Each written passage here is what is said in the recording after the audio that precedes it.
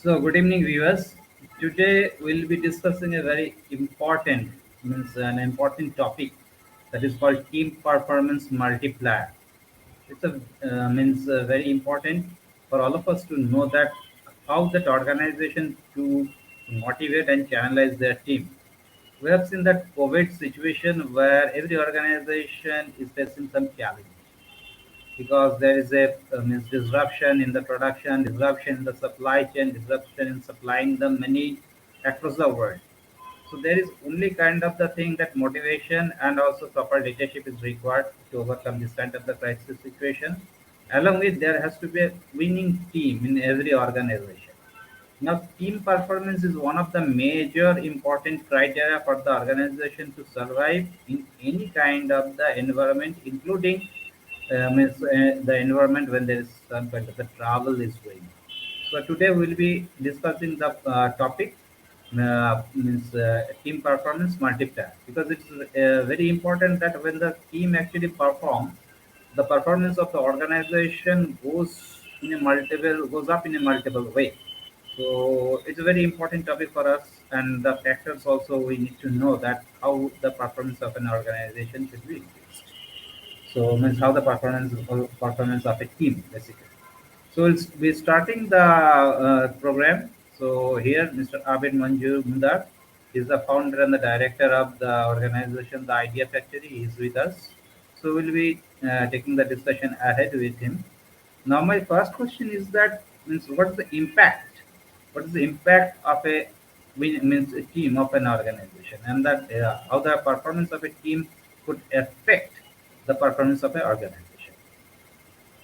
Right. Good evening, everybody, whoever is watching the video today. This is an auspicious time because the puja festivals are starting. People are in a festive mode. And also, I want to remind you that those who are watching our videos every fortnight, this is kind of a series that we are building up. It's called the Thought Leadership Series, wherein we are discussing various topics of interest to organizations. So you will get to see us talking and discussing important issues on businesses every fortnight. So, and that's the way we are looking at a business that way. Having said that, today we are discussing the topic, as Mr. Mukherjee has already said, we are discussing about team performance and how they can multiply the performance of the organization. So, how team building and team setup helps the organization to grow faster. Okay. So, first of all, every organization has to build a team, right? There is no organization, you don't call it an organization if it is like a solo run entrepreneurship or setup like that, okay? So, a team, it's very important to not only to recruit the right people in an organization, but also to, manage them and to derive the output from the organization, from these team members. So, assuming that to be a relay race, all the team members are quite important in the entire relay race, and the contribution of each one of them is important for the growth of the organization. First of all, the impact of the team on the organization, as we rightly said, it is important to have uh, the right talent in the organization, which means that not only the individual, not only the organization there are different kinds of profiles, but once you keep it should match with the overall culture, overall vision, the capabilities, and the right experience that comes from the team member. So the right fit is very important, and that also has to match with the culture of the organization. Every organization has a different culture. There are certain do's, there are certain don'ts, and these things are kind of unstated. They are not all of them are very stated, but over a period of 3 to 4 months, both the individual and the organization gets to have a sense whether they are both a right fit to the organization or not. So that's very important. Having said that, to build a team, as we have seen in the COVID times, a lot of individuals, a lot of people have been let go. And similarly, on the other side, when things are right, a lot of people leave the organization. Okay, so both sides of the coin prevent you from building a very long term organization. So when you're building a team, you have to understand, keep the long term picture in mind, And so both sides should give themselves a long-term, vision to build the organization. From the employee side, they should look at the employee as a long-term asset, and the employee also has to look at the organization as a long-term, association or a relationship from there. Okay, so put together, I think if you could cut the whole discussion short, I would say that these are some of the very basic elements of building a team in an organization.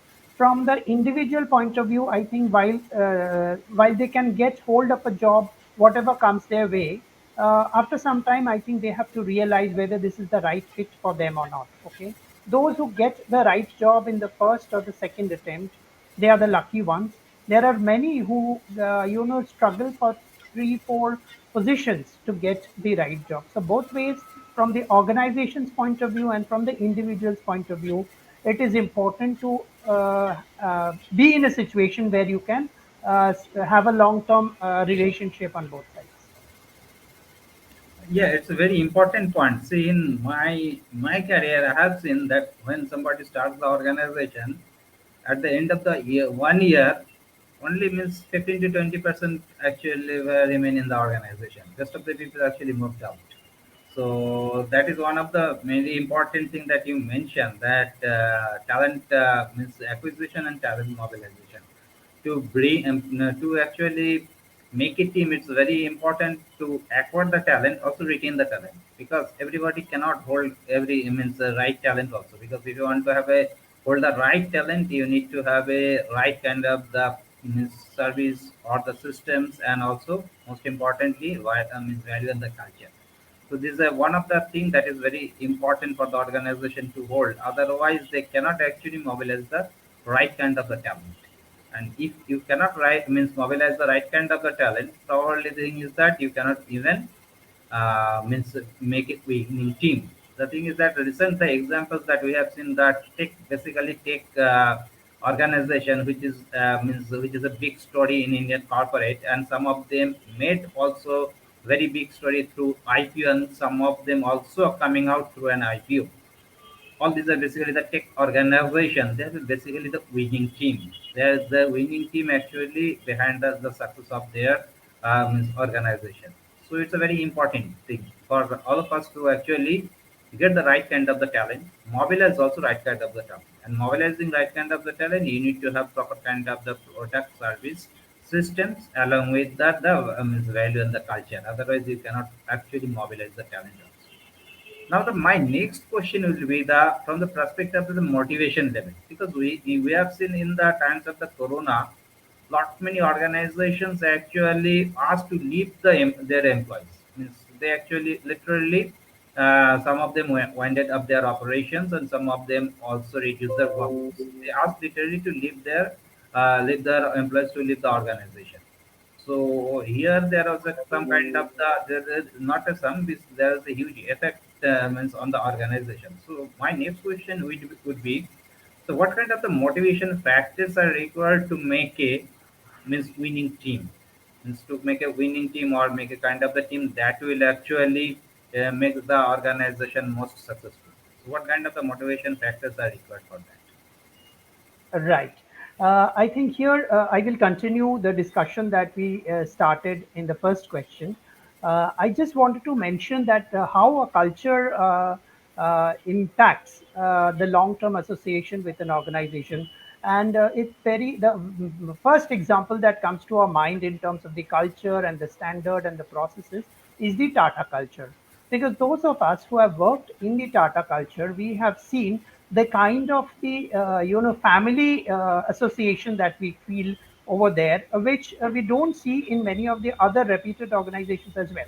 So, assuming that as kind of a benchmark, which has been built over decades, I would definitely put Tata culture as a very good example where organizations can, where individuals can find their long-term association over there. Okay. Secondly, in terms of motivation, it could be intrinsic and it could be extrinsic. As already told in the first question, intrinsic motivation comes largely from the employee's own perspective, where he gets kind of the job that he was looking for. Okay, so it's important, and I have been talking to a lot of candidates in the last few years, and many of them said the biggest hurdle that they get after leaving their B school or they're finishing their education is to whether they have got the right job or not. Until and unless they get the right job, and in many cases it doesn't happen as soon as you get the first job or the second job, that's the best job or that is the direction that you want to go. So that internal motivation, the individual has to figure it out himself. Okay, over there the organization does not have much role to play, because organization has its own set of job descriptions and things like that. So the individual has to understand that this is the kind of job that I want to do, or this is the direction that I want to go in the next 5 to 10 years. Okay, and sooner they get the kind of job, the better it is. That is the kind of the internal motivation. And I remember in my first job I realized that this is not what I want to do. So instead of contributing much to that role, I was more busy looking for a job, for where I could stabilize. So those 1 or 2 years have actually gone waste for me. So though the company didn't understand it, or maybe they did not have the role that I was looking for, uh, later on, after 2 years, I had to leave the role. Okay, so that's one point that I wanted to say. No amount of motivation, extrinsic motivation will help that. In terms of the external motivation, assuming that the an individual has joined the organization for the longer term, there are many factors that are associated with it. Okay, and I would say, first of all, the overall vision and the mission of the organization. The overall vision and the mission have to be good, have to be exciting, and has to percolate to every individual. So, in that case, the individual should think that I can contribute to the vision and the mission of the organization. Okay.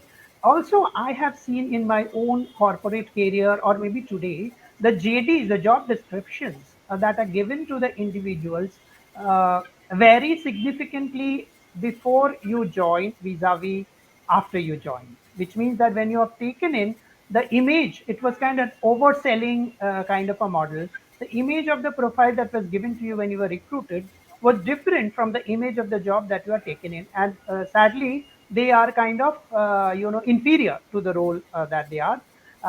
Some of them, I'm not saying generalizing it, but yeah, there is a chance that organization do oversell to get candidates on board.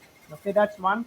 Secondly, even if the role is the same, the JD in larger organizations, I would say, the JDs are kind of fixed, and the JD is, there's not much room to play or improve the content of the profile as you go along.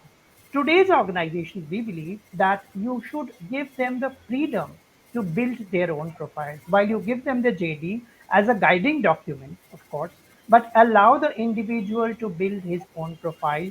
So, in that case, that means also giving a little bit of room to go beyond the structured role.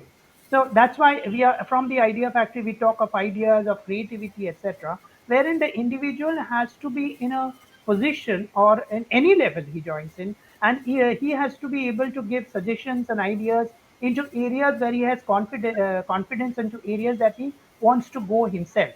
Okay, so having said that, if you encourage that, you open that window, if you keep that window open and allow ideas and suggestions, etc., from employees of the organization, we will see a whole host of new, fresh ideas into the organization from every individual. And very soon, the individual's profile will change significantly, and the organization will also gain meaningfully or significantly by letting go of that rigidity of the job description which they have over time. Also, it is important to give the student, the individual, to have the flexibility to shift roles within the organization. In my own experience, I felt whenever things had gone wrong with the boss or something happened, leaving the job was the only option. There was no way somebody was there to discuss or hear you out and say, okay, if this profile doesn't fit in, maybe you can look at this profile, or you can do this profile and you can maybe mix and merge. You can do this also, you can do that also. And the boss doesn't figure as the organization to you. Okay, the hearing, there is no hearing ear at that point in time. I would say that set of system, that instead of leaving the organization, if we hear to the issues that the individual works on, and work on that. Not only hearing but also work on that. Allow the individual to have a long term perspective and flow. So that means we are bringing in certain amount of fluidity in the organization, which means that you bring in some thought processes from outside and allow the organization to absorb it. I think that is one of the, and if the individual sees that he's being listened to, his views are respected, his actions are, he will actually do his job much better because he knows that I am gradually moving or shifting the boundaries and gradually moving into profiles that I actually wanted to do everywhere. And the organization also can create new job roles where you can do that. I think that's a very good point for the motivation of individuals because while joining, money becomes very important. Over the period of time, I think the profile or the content becomes very important. The boss becomes important. The overall climate becomes very, very important. And that has a larger say on the long term, ambition of the individual within the organization. So I think these are some of the points that I would like to put forward. Definitely, it's a kind of the thing. See, in my experience also, I started my career with a bank, one of the the leading bank in India. So there also I saw this kind of thing. There is no one actually to hold and ask the questions or any kind of the internal also internal also placing internally placing the candidate in a suitable kind of the job role. These things were not there. So as it is a big organization, big means one of the biggest organization.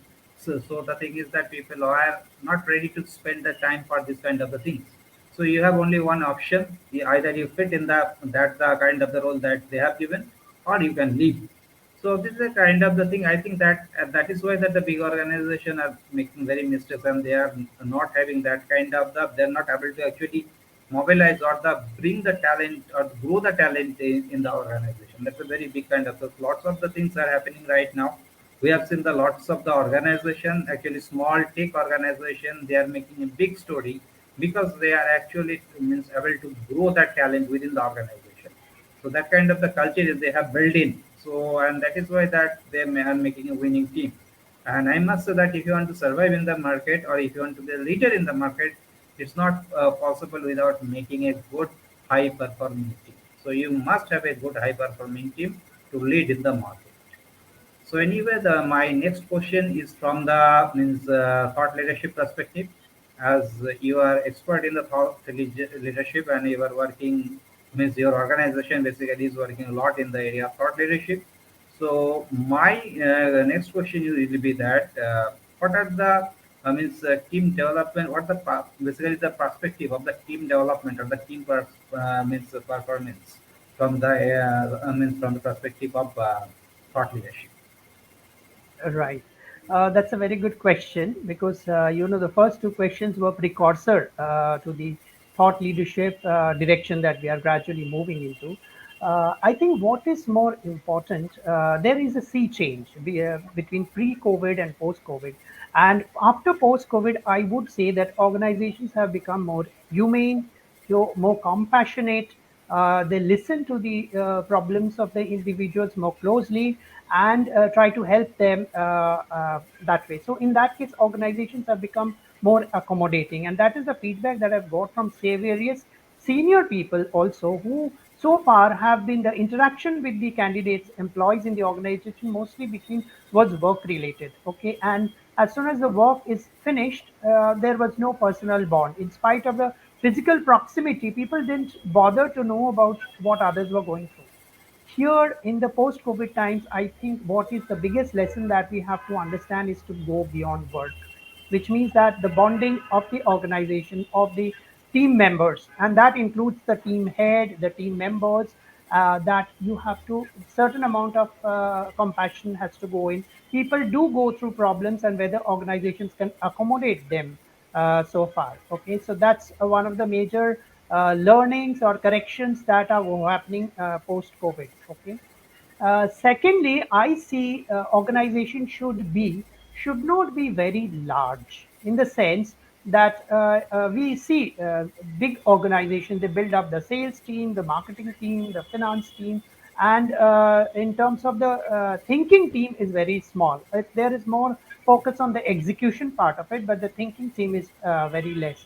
What we would want organization, or what trend we are seeing is that lot of these the execution part, the hands and the legs, can be outsourced, which means that a sales team that is working in a big corporate and a sales team that is working in a small organization, there might be the same kind of roles that might be there. So tomorrow, what we foresee is there could be outsourced, organizations, just like IT has been outsourced in the last 2 decades. Similarly, telecom networks, etc., have been outsourced in the last 1 decade. Similarly, we foresee, or a lot of things are already happening because we have got connections with HR. HR has been outsourced. Finance can be outsourced. Marketing also can be outsourced. Okay, but the things which are client interfacing have to be on their own, because client interfacing, you meet, that is your client, that is the responsibility of the organization to meet the client. So client interfacing people should be your own, and the thinking team should be your own, so the overall brain part should be your own. So we see that as the coming trend, and the teams, as we see that it is might be easier to manage a smaller team with a single point of contact with all these outsourced functions that you see. So that there could be one CFO who handles the entire outsourced finance function, or a one CMO which handles the entire outsourced marketing function. Okay, so that way it would be easier to get out of that big mess of finance, marketing, every operational aspects, and put your focus into how the organization should improve the thinking part of it, the organizing, the designing part of it, the planning, the short term, medium term, long term projections, everything. I think that's a way forward for organizations to building. Having said that, now that you get lower team size, now you can focus on building the thought processes around the organization. So tomorrow's organizations will be more creative, would be more thinking, risk taking. They would be more risk takers, and more experimental. They would be able to take more experiments and would enjoy the success and the failure together, because it's a collective effort. Though both the success and the failure is a joint effort, so you cannot pinpoint blame to one or two individuals that this is your failure. No, the organization has taken the risk, knowing fully well that it could be a success or it could be a failure. Okay, at the beginning of the whole, if it turns out successful, celebrate the success. If it's a failure, learn from it and maybe tweak the model to build around it. I think these are some of the thought processes that are going in my mind at this point in time, and maybe more will come up based on specific examples of cases in case we come across them in later point in time. Yeah. Now my next question is from the point of training, means recruitment, training and development. It's a very important function. It's a very function for the organization to recruit the right kind of the people according to the job role and also the culture, and also train them, because means we need to actually develop the people. So actually that does not happen in many organizations. People development does not happen, but it's very important to develop the people, because if you want to actually last them to or the stay them to organization for a longer period of time, so you need to develop them, means you need to skilling them up. Otherwise it's very difficult to get a means highly effective people around in your organization. So my next question would be, means as you are working in the areas of the thought leadership, so can you provide some kind of the means innovative ways that the means problem of the recruiting right kind of the talent, and also skilling them up, this problem can be solved from the means point of view of the thought leadership. Right. I think what is more important is to be more open to the individual, and to see from the profiles whether the person has worked in that area or not. Okay, from the point of thought leadership, there is also one correction that I want to put on, because we have seen whenever the people go out in the job market and people recruit them, they always the focus is on what you have done in the past.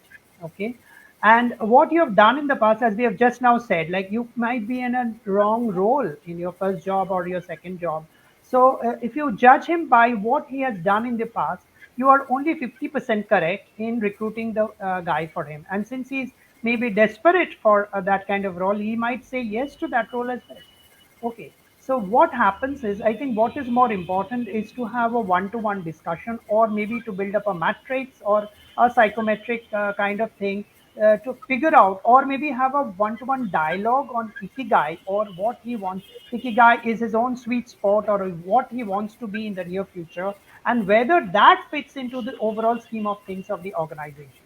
So while the JD can be definitely be a good starting point, I think a very one-to-one discussion with the candidate as to what his skill sets are, which he thinks his skill sets are, and how it will benefit an organization. You can give a case study to them to figure out whether he really has the skill set to find it. So that could be a dipstick or a shortcut to understand whether which kind of role he might fit in the near future. Companies should not risk themselves, should not limit themselves to the JD with which the guy is coming. Okay, just as I said that people should be able to shift within an organization. Similarly, organizations should also be open to see if this guy can be shifted within the organization. We are doing it at our end. We are seeing some profiles, and we are discussing the kind of roles that we are offering, and we are trying to shift candidates beyond their existing profile. And we can see that they are more loyal to us because they see that this guy is taking a bit of a risk by shifting the profile from what I am coming, and rightly so. So that could be one of the recruitment tricks that you can do. Another thing that we are doing, but we are doing because we are a small organization, but it could be a good setup on recruitment, is to take people part time for 2, 3, or 4, 5 months before you give them a full time job.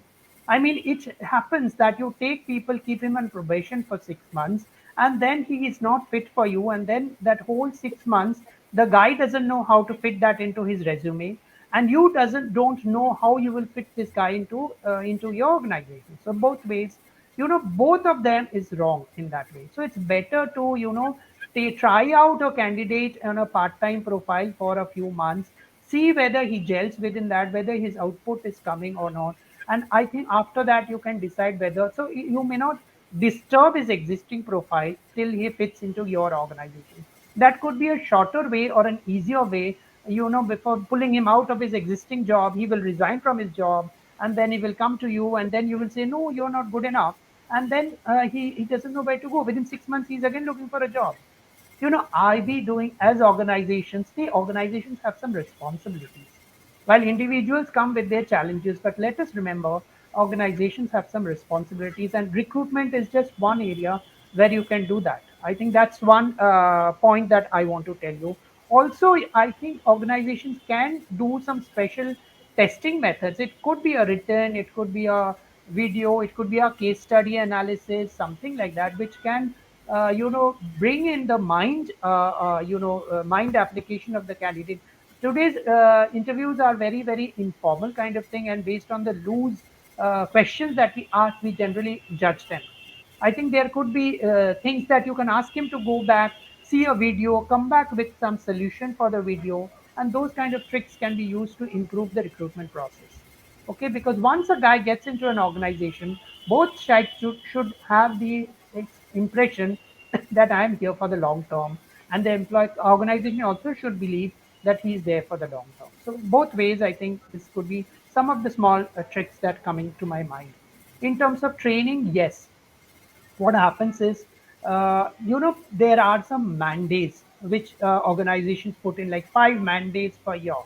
The HR guy has a mandate of training the people of 5 mandates per year, and this is based on some very loose kind of recommendations that come from there.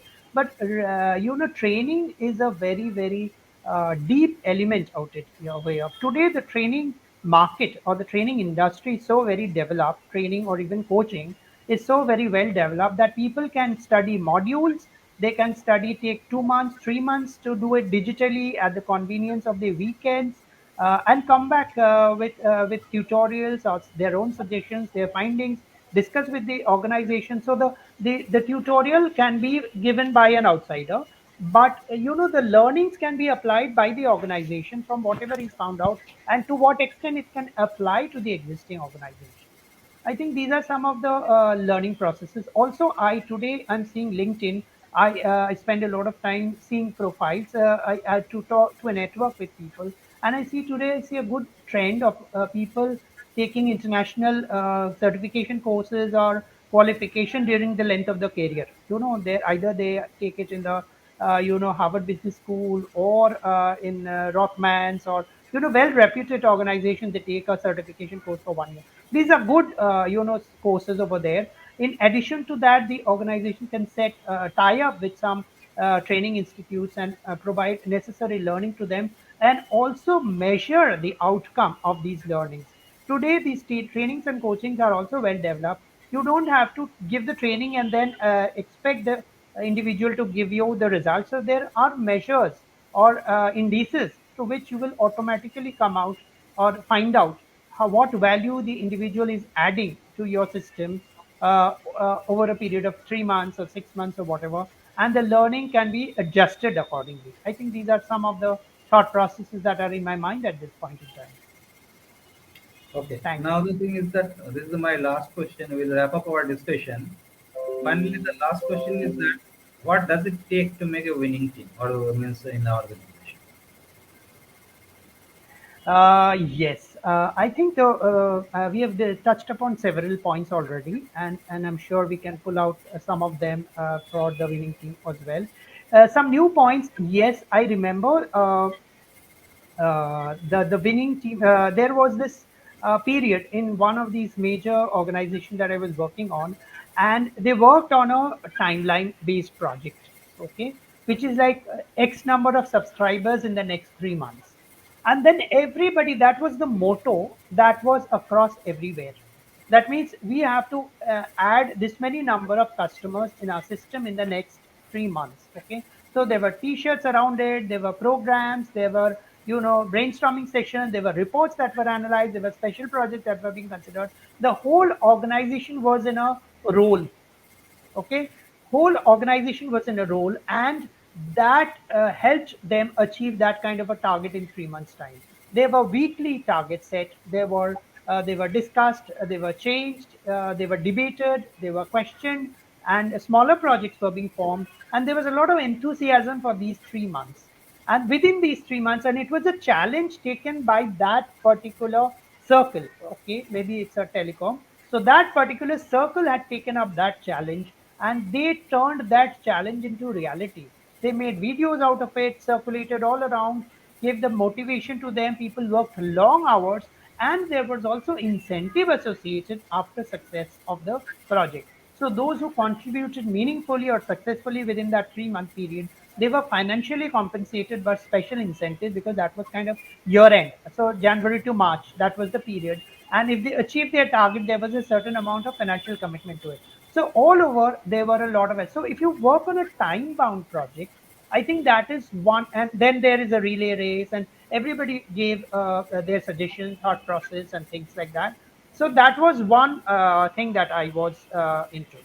Secondly, another example I can talk of, because the MD of an organization was driving, and he set upon a target for the organization, and everybody was trying to achieve their target. You won't believe, I was surprised to see that at the 30th, company worked on a calendar year, January to December. On the 31st of December that year, they achieved that target. Right. Okay. So that was the kind of enthusiasm. On the last day of the year, they achieved that kind of a target. So that was one, again, enthusiasm that prevailed again in the last 3 quarter. That momentum was not there throughout the year. Again, that momentum picked up in the last quarter of the year, and they went to the finishing line by the end of the year. That is another that I have seen. While these both of them are sharing my own experiences, I think I would like to add one more point to it by saying that allow each individual to come out with suggestions or thought processes which goes beyond his role. Okay, so build a platform wherein you allow people to give up ideas or suggestions or thought processes which are beyond his role but for the betterment of the organization. While he sees the organization from whatever position he is in, there are many suggestions that may come to his mind. So if you open up the windows, allow him to give his suggestions back and forth and start working on it. I'm sure there will be many such projects like what we have discussed the other two cases, because these projects were largely top down. Here you will see projects that could be driven from an individual because he gave the idea, and that idea was screened and that was accepted by the organization. So it could come from any level of the organization, and you work on a time bound project.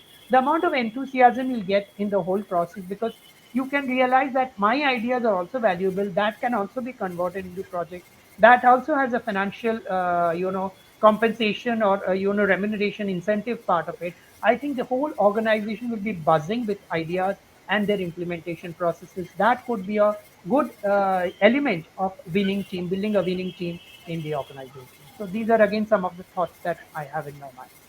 Absolutely nice. So we'll wrap up our discussion. So today we had a nice discussion regarding the team performance and how to actually multiply the performance of a team. Hopefully, this kind of the we'll actually continue to have this kind of the discussion also in future. So we are wrapping up our discussion. Thanks a lot, Mr. Majumdar, to join with us, and also wishing Mr. Majumdar and all of our viewers a very happy Durga Puja and also Navratri. Thanks a lot. Thank you. Wish everyone a happy Durga Puja ahead.